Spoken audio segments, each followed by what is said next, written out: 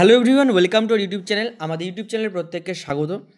তো তোমরা জানো অলরেডি গেজেট প্রকাশ হয়ে গেছে এবং আপার প্রাইমারির পরীক্ষা কিন্তু মার্চের মধ্যেই হওয়ার একটা নির্দেশ কিন্তু পাওয়া যাচ্ছে বা জানা যাচ্ছে। মার্চের মধ্যে হয়তো এক্সামটা হবে, অর্থাৎ হাতে গোনা কিন্তু 6 থেকে 6.5 মাস তোমাদের হাতে সময় থাকছে। অনেকেই প্রিপারেশান শুরু করে দিয়েছো এবং প্রতিদিন আমাদের কাছে কিন্তু প্রচুর মেসেজ আসছে যে সিলেবাস নিয়ে একটা ডিটেলস ভিডিও করে দিতে, কিংবা পরীক্ষা পদ্ধতি কেমন কী থাকবে না থাকবে, বিভিন্ন রকম ব্যাচ যাতে আমরা শুরু করি, কারণ এর আগে আমাদের টেটেরও প্রচুর ব্যাচ ছিল।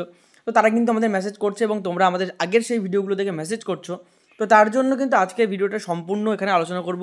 শিক্ষাগত যোগ্যতা, নিয়োগ পদ্ধতি, সিলেবাস ব্রেকডাউন, তোমাদের সমস্ত কিছুই দেখিয়ে দেবো। তার সাথে সাথে তোমাদের জন্য আমরা স্পেশাল কিছু মানে আনতে চলেছি, যেখানে আমি তোমাদের প্রথমেই বলে দিচ্ছি, তোমরা প্রত্যেকে কিন্তু ডেসক্রিপশান থেকে একটা হোয়াটসঅ্যাপ গ্রুপ পাবে। ওই হোয়াটসঅ্যাপ গ্রুপটা প্রত্যেকে জয়েন করো, ঠিক আছে?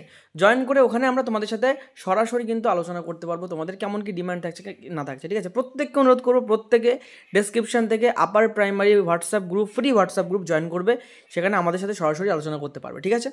তো চলো আগে আমি একটু সিলেবাস বা শিক্ষাগত যোগ্যতা নিয়োগ পদ্ধতিটা একটু আলোচনা করে দিই। তো দেখো, প্রথমেই এই West Bengal upper primary TET syllabus, এই যে টপিকটা, তার ভিতরে প্রথমে আসে শিক্ষাগত যোগ্যতা। শিক্ষাগত যোগ্যতার দিকে তোমরা যদি প্রথমে দেখো, কমপক্ষে 50% নাম্বার নিয়ে স্নাতক পাস করতে হবে, গ্র্যাজুয়েট হতে হবে, সঙ্গে বিএড থাকতে হবে, ঠিক আছে? প্রথম একটা ক্রাইটেরিয়া বলছে। তবে সংরক্ষিত শ্রেণীর যারা আছো তাদের ক্ষেত্রে কিন্তু 5% সংরক্ষণ ব্যবস্থা কিন্তু থাকছে। অথবা কি বলেছে, সেকেন্ড একটা ক্রাইটেরিয়া আছে। প্রথম ক্রাইটেরিয়া হতে পারে তোমার যদি ম্যাচ করে যায় তাহলে ভালো। দ্বিতীয়ত কি বলেছে, স্নাতক পাশের সঙ্গে ডিএড থাকতে হবে।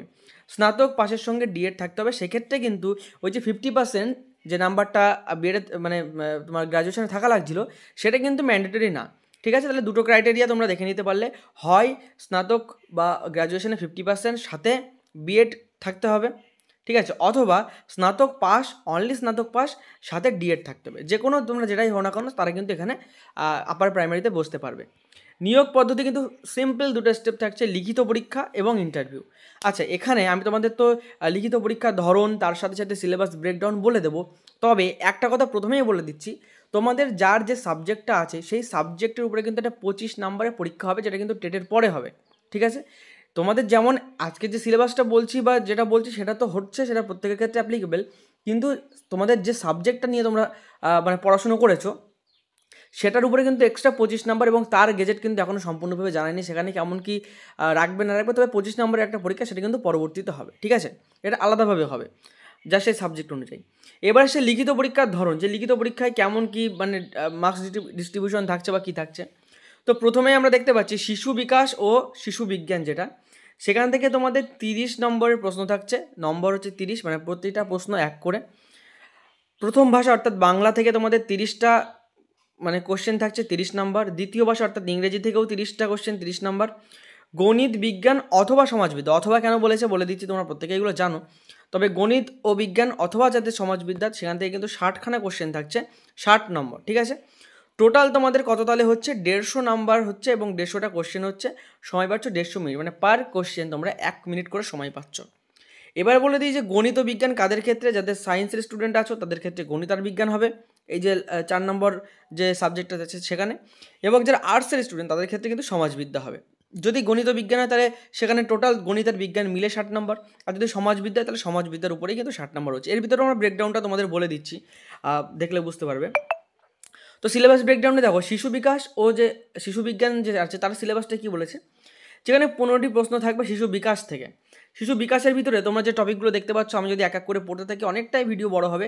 তোমরা এখানে পজ করে টপিকগুলো দেখে নিতে পারো, স্ক্রিনশট নিয়ে নিতে পারো, অথবা ডিসক্রিপশানের থেকে যে তোমরা যে গ্রুপটা জয়েন করবে, ওখানেই তোমরা জয়েন করার পরপরই আমি এই সিলেবাসটা বা এই সম্পূর্ণ পিডিএফটা তোমাদের প্রোভাইড করে দেবো, ঠিক আছে? সেখান থেকে তোমরা দেখে নিতে পারবে, সেক্ষেত্রে সরাসরি দেখতে পারবে, কোনো স্ক্রিনশটটা নেওয়া লাগছে না, এবং পরবর্তীতেও সেখান থেকে মিলিয়ে মিলিয়ে পড়তে পারবে। তো যেরকম শিশু বিকাশের ধারণা এবং শিক্ষণের সঙ্গে তার সম্পর্ক, শিশুর বিকাশের মূলনীতি, বংশগতি ও পরিবেশ প্রভাব, এইগুলো আছে, তোমরা দেখতে পাচ্ছ, স্ক্রল আমি করছি একটু, ঠিক আছে? তারপরে আসে ব্যাপক শিক্ষার ধারণা এবং বিশেষ প্রয়োজন সম্পন্ন শিশুদের বোধ, যেখান থেকে 5টি প্রশ্ন কিন্তু থাকবে 5 নম্বরের। যেখানে দেখতে পাচ্ছ 3টে সাবটপিক এখানে বলা হচ্ছে। বঞ্চিত ও পিছিয়ে পড়া শিশুদের জন্য শিক্ষা, প্রতিবন্ধকতা সহ শিশুদের শিক্ষণ পদ্ধতি, প্রতিভাবান, সৃজনশীল এবং বিশেষ ক্ষমতাসম্পন্ন শিক্ষার্থীদের জন্য শিক্ষণ পদ্ধতি। এই 3টে সাবটপিক, টোটাল কিন্তু 5টা কোশ্চেন এখান থেকে থাকছে। এরপরে চলে এসছে শিখন ও শিক্ষণ বিজ্ঞান, ঠিক আছে। এখানে কিন্তু 10টি প্রশ্ন থাকছে। এর টপিকগুলো তোমরা দেখতে পাচ্ছ, আমি নতুন করে বলে ভিডিওটা বড় করছি না, তোমরা পজ করে দেখে নেবে, অথবা সবথেকে ভালো হয় গ্রুপটা জয়েন করবে। আচ্ছা, গ্রুপ জয়েন করতে আমি কেন বলছি, গ্রুপ জয়েন করে নিয়ে আমরা তোমাদের জন্য কিছু বিশেষ ব্যাচ আনার কথা ভাবছি, হয়তো পুরোটা সাবজেক্টের না নিয়ে কিছু কিছু স্পেশাল সাবজেক্ট যেগুলো তোমাদের প্রয়োজন পড়ছে সেইগুলোর উপরে, অথবা আমরা মক টেস্ট আনার একটা ভীষণ প্ল্যানিং করছি। তো যেটাই আমরা করি না কেন, তোমরা গ্রুপে জয়েন থাকলে আমরা সরাসরি জানাতে পারবো, তোমরা সেখান থেকে জয়েন করতে পারবে। এবং তোমরা জানো ফাইনাল স্টাডি সবসময় সর্বনিম্ন প্রাইসে তোমাদের জন্য কিন্তু বিভিন্ন রকমের ব্যাচ বা মক টেস্ট বা নোটস কিন্তু এনে থাকে, ঠিক আছে। তো সেই ফ্যাসিলিটিটা তোমরা পাচ্ছ।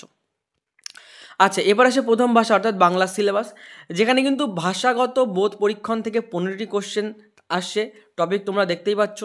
তারপরে শিখন বিজ্ঞান ভাষার বিকাশ, এখানে কিন্তু 15টি কোশ্চেন আসছে, টপিকগুলো তোমরা পরিষ্কারভাবে দেখতে পাচ্ছ। তারপরে দ্বিতীয় ভাষা অর্থাৎ ইংলিশের ক্ষেত্রে কম্প্রিহেনশন থেকে 15টা মানে কোশ্চেন আসছে, এবং পেডাগজি অফ ল্যাঙ্গুয়েজ ডেভেলপমেন্ট থেকেও কিন্তু 15টা কোশ্চেন আসছে, তোমরা কিন্তু সিলেবাসটা দেখে নিতে পারো, ঠিক আছে। এরপরে গণিত ও বিজ্ঞান যে সিলেবাসটা আসছে, মানে যারা সায়েন্সের ক্ষেত্রে যারা সায়েন্স আছে, সায়েন্সের স্টুডেন্ট, তাদের ক্ষেত্রে গণিত আর বিজ্ঞান। তো সেই গণিত আর বিজ্ঞানের মধ্যে দেখো গণিত থেকে 30টা প্রশ্ন থাকবে, বিষয়বস্তু যে টপিক তার ভিতরে দুটো সাব টপিক করেছে, একটা বিষয়বস্তু, একটা গণিত শিখন বিদ্যা। তো বিষয়বস্তু থেকে 20টি প্রশ্ন আসবে, যার ভিতরে বাস্তব, সংখ্যাতত্ত্ব, বীজগণিত, জ্যামিতি, পরিমিতি, ডেটা হ্যান্ডলিং। তো দেখো এই ম্যাথের ক্লাস কিন্তু তোমাদের আমরা ইজিলি প্রোভাইড করতে পারবো, ঠিক আছে। তো তোমরা গ্রুপে জয়েন করে নাও, আমরা কিছু তোমাদের ডেমো দেখাবো, তোমাদের মনে লাগলে ভালো লাগলে তোমরা জয়েন করবে যদি কারোর ম্যাথে প্রবলেম হয়ে থাকে। আর গণিত শিক্ষণ বিদ্যা সেখান থেকে কিন্তু 10টি থাকছে, ঠিক আছে। শিক্ষণ বিদ্যা মানে বুঝতে পারছো পেডাগজি, তো সেখানে দেখো গণিত শিক্ষার প্রকৃতি, বৈশিষ্ট্য ও তাত্ত্বিক দিক তোমরা দেখতে পাচ্ছ টপিকগুলো।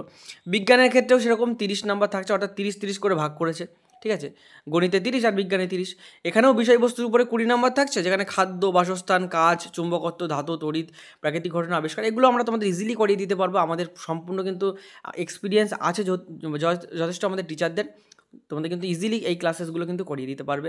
বাংলা, ইংলিশ সবই আমরা করিয়ে দিতে পারবো, ঠিক আছে। বিজ্ঞানের যে পেডাগজি সেখান থেকে কিন্তু তোমাদের থাকছে 10টি প্রশ্ন, টপিকগুলো তোমরা দেখতেই পাচ্ছ। এরপর আসে সমাজবিদ্যা সিলেবাস। তো সমাজবিদ্যায় দেখো এখানে ব্রেকডাউন করেছে 40টি প্রশ্ন বিষয়বস্তুর উপর থেকে থাকছে, যেখানে ইতিহাসের কখন, কোথায়, কিভাবে, তারপরে প্রথম সমাজ, ঠিক আছে। এই যে টপিকগুলো তোমরা দেখতে পাচ্ছ, ঠিক আছে, এগুলো তোমাদের পড়া জিনিস, একদম নতুন কিছুই না।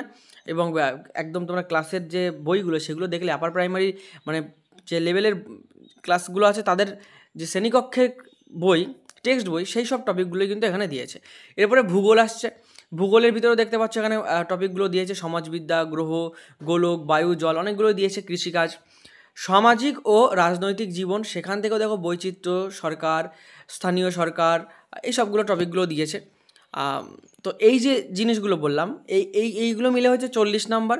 আর যে 20 নাম্বার থাকছে সেটা হচ্ছে কি শিক্ষা সম্বন্ধীয় বিষয়সমূহ, সেখান থেকে 20 নাম্বার থাকছে, যেখানে সামাজিক বিজ্ঞান বা সমাজবিদ্যার ধারণা এবং প্রকৃতি, শ্রেণীকক্ষের প্রক্রিয়াসমূহ, কাজকর্ম এবং আলোচনা, সমালোচনামূলক চিন্তনের বিকাশ, জিজ্ঞাসা বা অভিজ্ঞতালব্ধ প্রমাণ, ঠিক আছে, এরকম করে কিন্তু টপিকগুলো আসে। তো এটাই পুরো সিলেবাসের ব্রেকডাউন, তোমাদের সিলেবাসের ব্রেকডাউন আমি করে দিলাম, আর তোমাদের নাম্বার ডিভিশনটাও আমি দেখিয়ে দিলাম।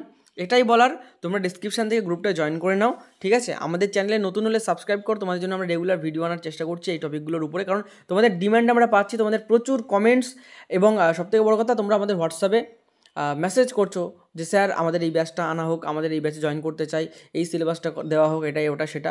তো তার জন্যই আমরা প্ল্যানিং করলাম যে না, পুরোপুরিভাবে তাহলে একটা মানে নিয়ম কাউনের মধ্যে, একটা সিস্টেমের মধ্যে আসা যাক।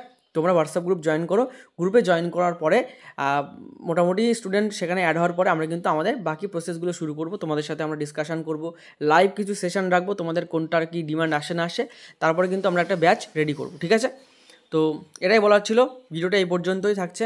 আর এই যে 25 নাম্বার এক্সামটা, এটা কিন্তু এর সাথে ইনক্লুড না, এটা কিন্তু পরে তোমাদের টেটের পরে কিন্তু সাবজেক্ট ওয়াইজ যার যে সাবজেক্ট আছে তার উপরে হবে, ঠিক আছে। হাতে আর 6 থেকে 6.5 মাস সময়, তো তার ভিতরে মানে 15-20 দিন তো তোমাদের পুজোতেই কেটে যাচ্ছে বলতে গেলে, 6 মাস মতো তোমরা সময় পাচ্ছ, সেটাই কিন্তু কাজে লাগাতে হবে। অলরেডি অনেকেই কাজে লাগানো শুরু করে দিয়েছে, আমরাও চাইছি তোমাদের সাথে, তোমাদের পাশে থেকে লড়তে। তো তার জন্যে সাবস্ক্রাইব করে নেবে আর ডিসক্রিপশান থেকে গ্রুপটা জয়েন করে নেবে। তো চলো পরবর্তী ভিডিও দেখা হচ্ছে, ততক্ষণ পর্যন্ত সুস্থ থেকো, ভালো থেকো, পড়াশোনা করতে থাকো। জয় হিন্দ, জয় ভারত।